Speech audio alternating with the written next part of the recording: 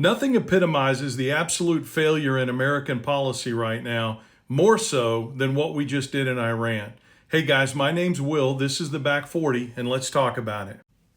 I wanted to take a couple of days before I made a video about this because in the heat of the moment, nothing stands out as true, right? You have differing opinions, you have different sides of the story, you have the fog of war, if you want to call it that. But now we've had some real clarity in terms of the topic of Iran and what we just did there. And I've got to tell you, the whole thing just strikes me as another step in this journey of policy incompetence that we're on right now with this current administration. And let me tell you why I feel that way.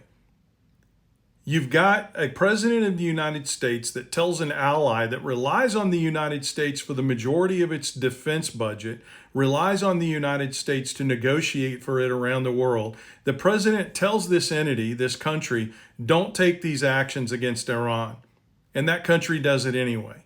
And then, instead of holding that country accountable, spelling out the ramifications of ignoring American pressure when it comes to world events, especially given the amount of money we give to this country, the president of the United States just does a go along to get along routine. All of a sudden stepping into the fray and saying, hey, I've been supportive of this all along. I think it's a great idea. Well, then his ego steps up to the plate and he says, I'm not going to be outdone by Bibi Netanyahu, so I'm going to step in and cast my own threats myself. And he does something that you should never do when you're going to take an action like this. He broadcasts it in advance. He tells the government of Iran, we're going to be taking actions, possibly in as little as 2 weeks. And what does that give the government of Iran time to do? Well, from satellite imagery that we've seen and from intelligence experts that have shown up on television and the internet around the country, around the world, we know that they had plenty of time to remove the materials that we were in the end going to eliminate through these bombings. They just moved the materials. And granted, there may have been some damage to some of the centrifuges, etc., but in no way, shape, or form did we eliminate the ability of this country to make the weapons that we were afraid they were going to make because we advertised it in advance. And then the president comes on, and over the course of just a couple of days, he had all kinds of conflicting messages. We took care of the problem. There's a ceasefire in place. After he announces the ceasefire, the two countries begin bombing each other within 1 day. And then he's shocked and amazed. Even after all of the other failures that he's had, he's shocked and amazed that he wasn't able to solve the problem just by his words alone. Shocked and amazed. After announcing the tariffs and then taking them away.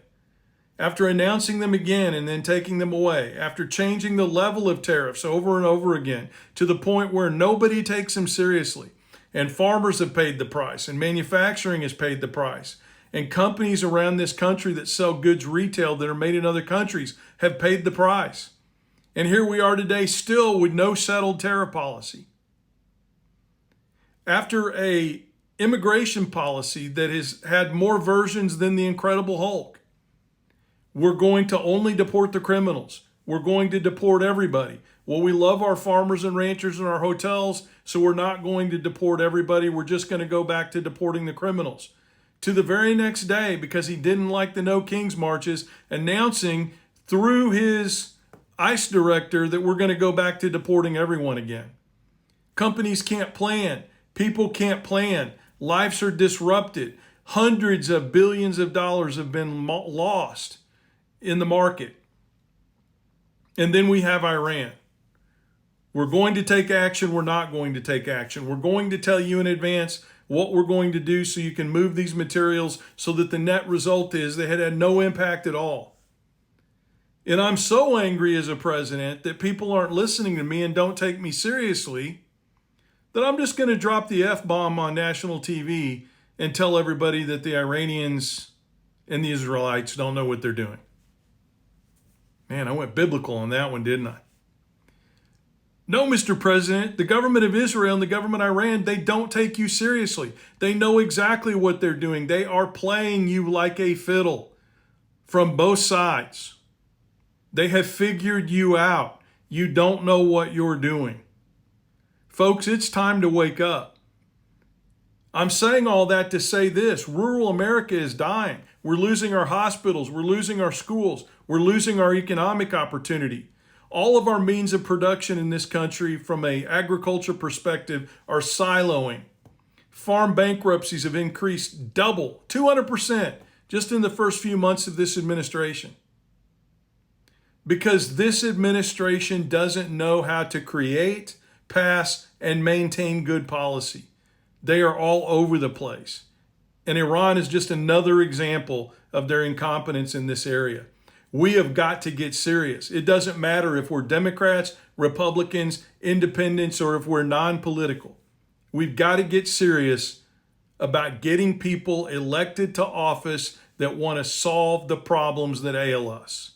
Not in giving tax cuts to billionaires, not in governing the largest transfer of wealth from the poor and middle class to the wealthy that this country has ever seen, but solving real problems with a fair tax policy that taxes the wealthy the way it should, that grows the middle class, that saves our hospitals in rural America, that saves our schools in rural America, that helps establish the infrastructure we need in rural America so that businesses can thrive there again and we can keep young people on the farm and in our rural communities, which are dying right now. The joke continues, but there's no punchline. It's not laughable. The ramifications are horrible for everyone involved.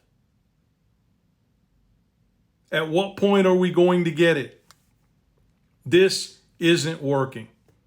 And if you want to help us change it, and I'm talking to all the big organizations out there that we speak to every day that tell us we're doing something here at the Back 40 that nobody else is doing. All of the contributors out there with the deep pockets that tell us we love what you're doing. It's time to step up to the plate, and it's time to help us get it done. We've got a grassroots movement going here made up of thousands and thousands of people. People who want to run for office. People who want to run for school board. People who want to build businesses in rural America. People who want to start small farms and ranches with a different kind of agriculture. And it's all happening right here on the Back 40. So let's stop with the lip service. Let's put our money where our mouth is. Let's support the people that are doing the hard work. And if you want to join us in that hard work, whether it's to make a donation, get involved, help with the newsletter, organize these telephone town halls where we're talking about Medicaid cuts and education and all the other things that are important in rural America, go to the Back40official, all spelled out.com and sign up today. We need you. We're fighting the good fight. We need you.